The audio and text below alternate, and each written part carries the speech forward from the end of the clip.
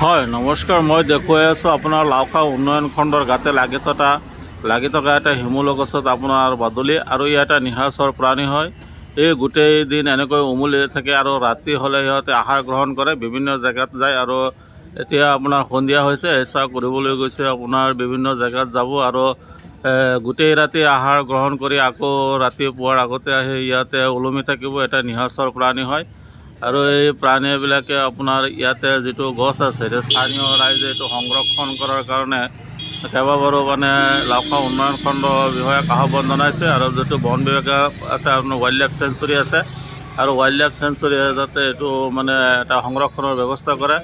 আৰু আপোনাৰ যিটো প্ৰাকৃতিক সৌন্দৰ্য নিশ্চয় আপোনালোকে উপভোগ কৰি আছে। আপোনাৰ গোটেই ৰাতি আহাৰ গ্ৰহণ কৰি আপোনাৰ আহি ওলমি থাকে।